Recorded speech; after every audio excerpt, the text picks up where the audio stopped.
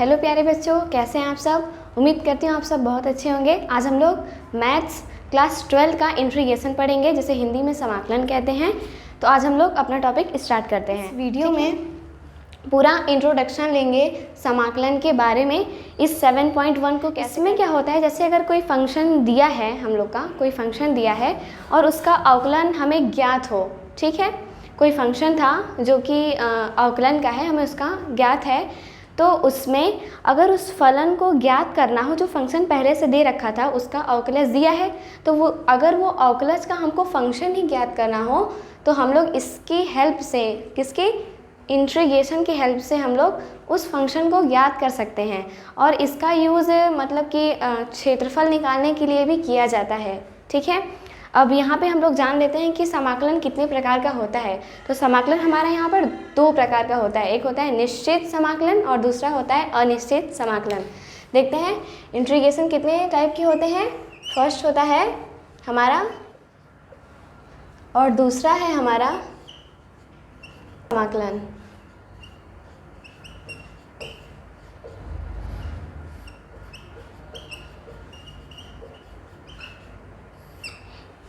ठीक है।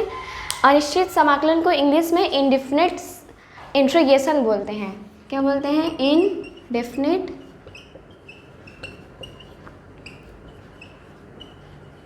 Integration, okay. और निश्चित समाकलन को बोलते हैं डेफिनिट इंट्रीगेशन।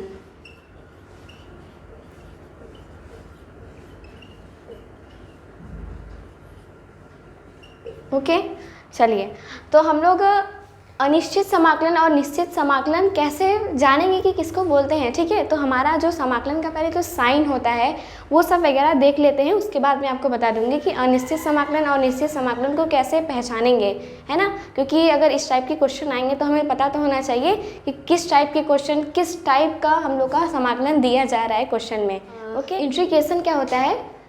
अवकलन के व्युत्क्रम को बोलते हैं, यानी अवकलन के इन्वर्स को बोलते हैं इंट्रीगेशन, यानी कि अवकलन का ठीक एकदम उल्टा, ठीक है ना। इट्स ऑफ डिफरेंशिएशन, ओके, ठीक है।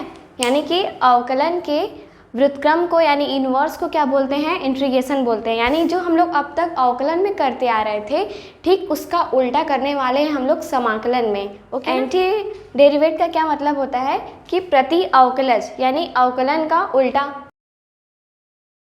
इंटीग्रल का क्या मतलब हुआ? यहाँ पर भी अवकलन का उल्टा, यानी कि समाकलन, इसका भी मतलब समाकलन। यहाँ पे सबका मतलब एक ही है, समाकलन, ओके।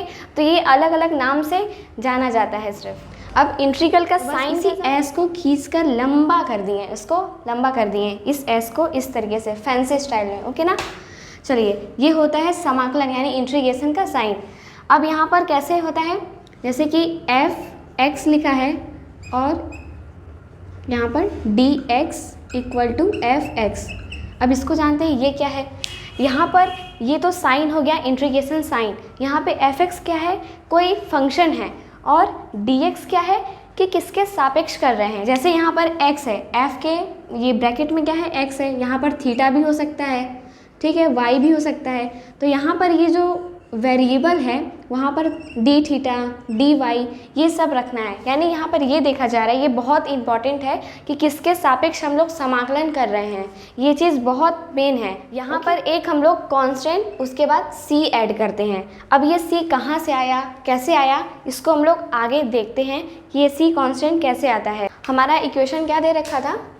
समाकलन f x d x equal to f x, जहाँ पे यहाँ पर ये क्या था? इंटीग्रेशन का साइन था, ओके। और यहाँ पे ये क्या है? कोई फंक्शन है, और ये किसके सापेक्ष कर रहे हैं हम लोग?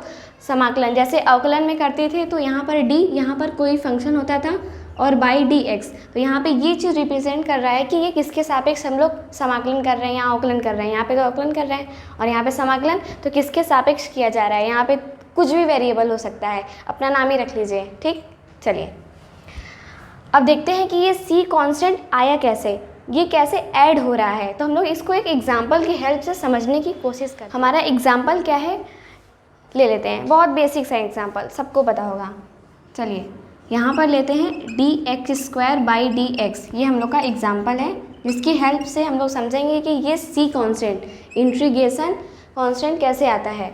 चलिए अगर हम लोग x² का अवकलन करेंगे तो हमें क्या मिलता है, जाहिर सी बात पता ही है 2x मिलता है। क्या होता है, ये पावर नीचे आता है, ओके, ये पावर नीचे आता है और उसमें से एक लेस होता है ना। और अब मैं आपसे पूछूं कि x² + 1 का अवकलन क्या होगा, तो आपका आंसर अभी क्या होगा, अभी भी होगा 2x, क्योंकि हमको पता है कि कांस्टेंट टर्म तो 0 ही होना है ना, पता है कि कांस्टेंट टर्म क्या होता है, 0 ही होता है। अब यहाँ पर अब पूछ लेते हैं x² + 2 बाई dx, तो यहाँ पर फिर इसका अवकलन क्या होगा, कहेंगे 2x आएगा, है ना, 2x। तो यहाँ पर ये जो कांस्टेंट है इसका 0 होने वाला है। तो अगर अभी हम आपसे ये बोल दें कि ये जो हमारा अवकलन करने पर ये जो आंसर आया, जो 2x आया, ठीक, अगर हम इसी का समाकलन करेंगे तो क्या आएगा, 2x dx = क्या मिलने वाला है, x² मिलेगा। ज़रूरी है x², हम +2 भी लिख सकते हैं इसको। जब हम लोग का x² + 2 का आंसर 2x है, तो यहाँ पे अगर 2x का समाकलन कर रहे हैं तो उसका आंसर x² + 2 क्यों नहीं हो सकता है, क्योंकि यहाँ पर कांस्टेंट टर्म तो अगर इसका फिर से अवकलन कर दिया जाए तो 0 ही होने वाला है 2 का, यानी कि x²। तो अगर हम पूरा ले देकर समझें कि हम लोग चाहे x² का अवकलन कर रहे हैं, चाहे x² + 1 का, x² + 2 का, सारा का आंसर क्या आ रहा है, 2x 2x 2x, ठीक। तो यानी कि अगर इस सबको देखा जाए तो मेरा सीधा सा आंसर होना चाहिए कि 2x dx का हम लिख सकते हैं x² + c, जहाँ पे c कुछ भी हो सकता है, कोई भी नंबर, ये 1 ये 2 या फिर आप ले लो 2005 ले लो, ठीक है, ये सन ही ले लो 2023 ले लो, कुछ भी। वहाँ पर अगर मैं यहाँ पर लिख दूँ 2023 2023, तो इसका आंसर फिर भी क्या आएगा, 2x और प्लस c कांस्टेंट, जहाँ पर ये c कांस्टेंट 2023 भी हो सकता है, 2 भी हो सकता है, 1 भी हो सकता है, आपका बर्थडे डेट भी हो सकता है, कुछ भी, ओके, वो सारा कांस्टेंट टर्म्स है, ठीक है ना। इसके बाद देखते हैं हम लोग बेसिक इंटीग्रेशन फार्मूला। चलिए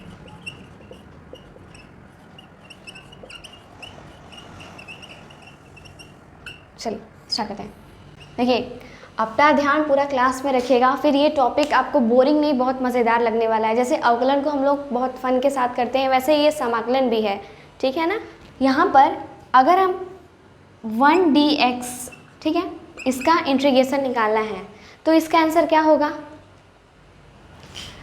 हम लोग को अवकलन में इसका फॉर्मूला क्या पता है, बाई dx = 1, किसका 1 आता है, x का आता है, यानी कि अगर यहाँ पर x का अवकलन 1 है तो 1 का समाकलन क्या होगा, x होगा। पर हम लोगों ने अभी पढ़ा कि ये x + c, यहाँ पे c कोई कांस्टेंट हो सकता है, ये तो पता ही है, ठीक है। तो यहाँ पे सारे फॉर्मूले भी हम लोग सारा बेसिक देखते हैं कि क्या करना है। पावर में n dx, इसका निकालना है हमें,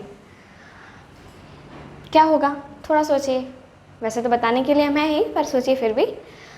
तो चलिए अब यहाँ पे देखते हैं अवकलन के फॉर्मूले से। हमको पता है कि यहाँ पे अवकलन का समाकलन से बहुत संबंध है। अगर हम लोग ये सोचें कि अवकलन का फॉर्मूला भूल जाते हैं, समाकलन डायरेक्ट करेंगे, तो ऐसा बिल्कुल नहीं हो सकता है। अगर आपको अवकलन आता है तभी समाकलन कर पाएंगे, क्योंकि अवकलन के सारे फॉर्मूले का ही केवल इन्वर्स फॉर्म है, उसका उल्टा है। यहाँ पर देखिए x का 1 है तो यहीं पर 1 का x है, अगर हमें ये नहीं पता होगा तो ये कैसे निकालेंगे, है ना। तो चलिए अब यहाँ पर अवकलन का फॉर्मूला क्या होता है, d, अगर x की पावर n बाई dx है तो हमें क्या पता होता है कि ये पावर नीचे आता है, ओके, और उसमें से एक माइनस हो जाता है, ये तो पता ही है। अब यहाँ पर अगर हम इसकी जगह n की जगह पर हम ये पावर ले लें n प्लस फॉर्मूला, फिर हमें क्या मिलेगा, n + 1 नीचे आएगा, ठीक है, और x की पावर में +1 और -1 उसमें एक लेस होता है ना, तो ये क्या हो जाएगा, केवल n बचेगा, यही आने वाला है।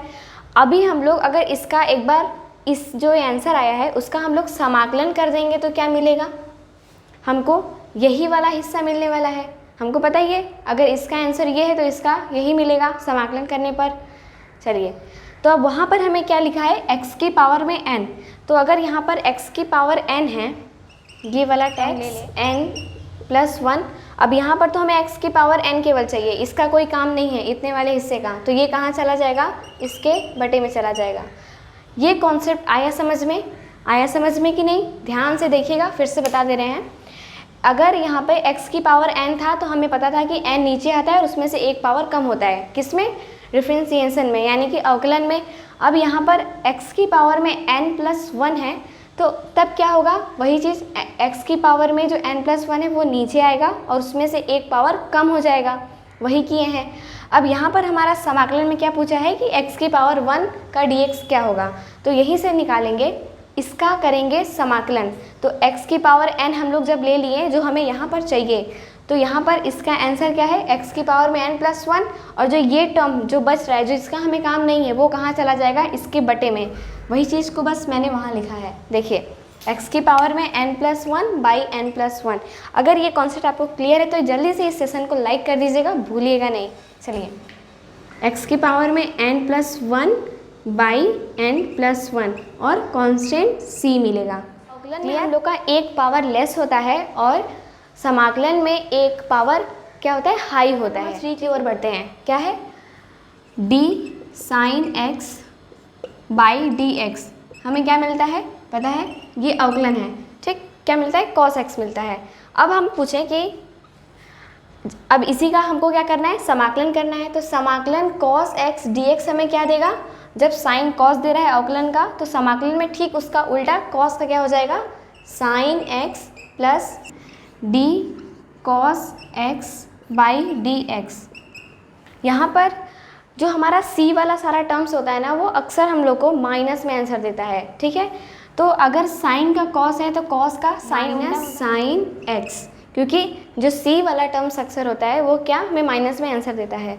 चलिए अब देखते हैं इसका इंटीग्रेशन। sin x फिर क्या देगा, फिर अगर cos x का माइनस sin x है तो sin x का इंटीग्रेशन क्या देगा, minus cos x plus c। Clear है इतना।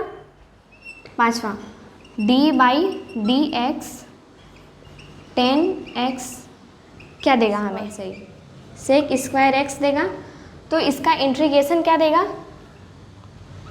sec स्क्वायर x क्या मिलेगा, sec का tan x, ठीक, उसका उल्टा इन्वर्स फॉर्म प्लस c। अभी सारे हम लोग सारे बेसिक फॉर्मूले अपने नोट्स में ज़रूर लिखिएगा, बहुत काम देंगे। Number 6, d cot x/d cosec square x। जैसे कि मैंने भी कहा था कि सारे c वाले टर्म्स अक्सर माइनस में ही आंसर देते हैं, ठीक है। अब यहाँ पर cosec स्क्वायर x का हमें समाकलन फिर क्या मिलेगा, अगर cot x का अवकलन माइनस cosec है तो cosec का क्या मिलेगा, minus cot x plus c लगाना बिल्कुल मत भूलिएगा, क्योंकि अगर आप लोग 12 का बोर्ड एग्ज़ाम दे रहे हैं और आपने अगर c नहीं लगाया है तो आप जब टीचर के पास जाएंगे ना, तो वहाँ पे तो मार नहीं पड़ेगी, क्योंकि आजकल वैसे भी मार नहीं पड़ती है, पर आपके मार्क्स ज़रूर कट जाएंगे सिर्फ इस c के लिए, ठीक है ना। तो ये बहुत बहुत ज़्यादा इंपॉर्टेंट है, आप लोग इसे बिल्कुल भी मत भूलिएगा।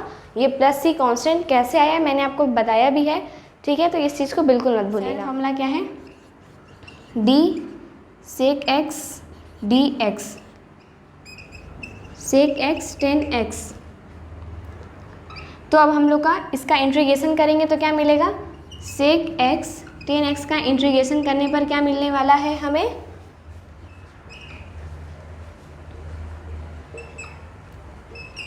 sec x plus c constant, ठीक है। अब d/dx cosec x क्या मिलेगा, cosec x cot x, ठीक है, और c वाला माइनस में देगा। चलिए अब इसका इंटीग्रेशन फिर क्या मिलेगा,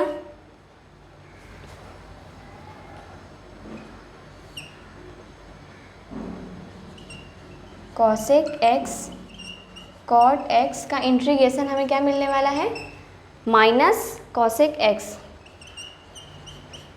प्लस c, ठीक है।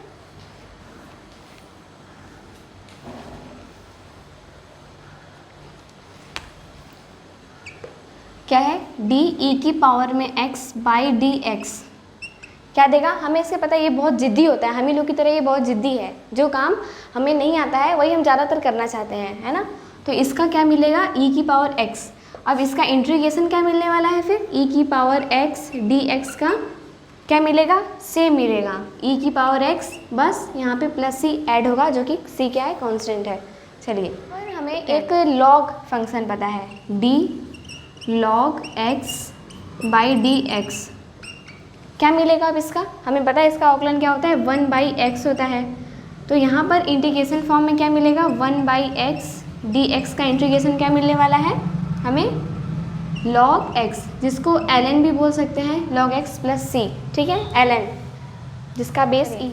हम लोग आगे बढ़ते हैं, यहाँ पे सारे इन्वर्स वाले फॉर्मूला को एक बार देख लेते हैं कि अगर साइन इन्वर्स फॉर्म में आए तो फॉर्मूला नंबर 11 है, d sine inverse x by dx। इसका फॉर्मूला होता है 1/√1 माइनस x, 1/रूट में 1 minus sine square, sorry 1 minus x square dx equal to क्या मिलेगा, साइन इन्वर्स x, इसका inverse sine inverse x plus c। वैसे ही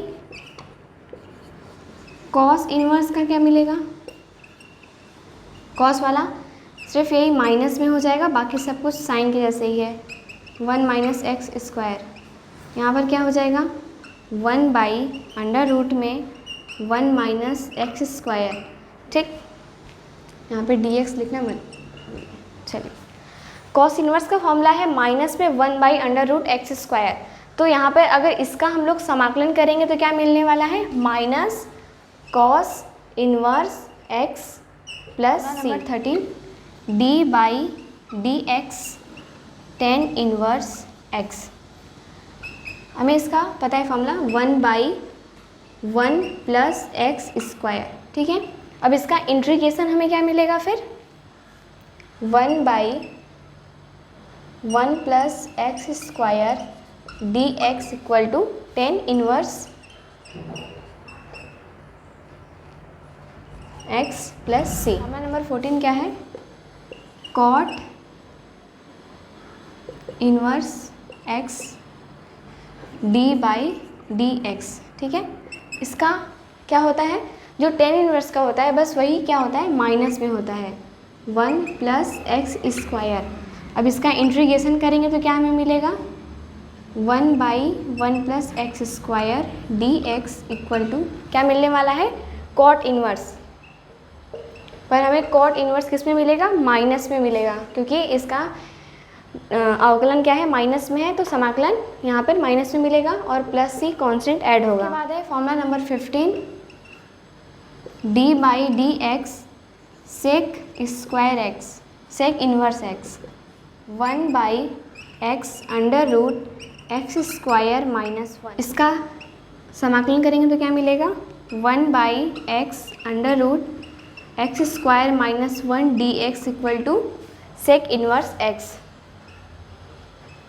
प्लस c, ठीक है। फॉर्मूला नंबर 16 देखते हैं, d/dx कॉसेक इन्वर्स x। चलिए, क्या मिलेगा, सिर्फ सब कुछ यही रहने वाला है सेक का, बस यहाँ पे ये जो आंसर रहेगा वो माइनस में रहेगा, x square minus 1।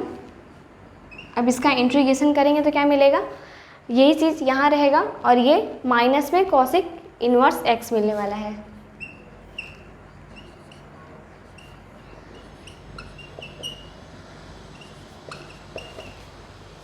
Minus cosec inverse x plus, सारा फॉर्मूला लगभग ख़त्म हो गया है।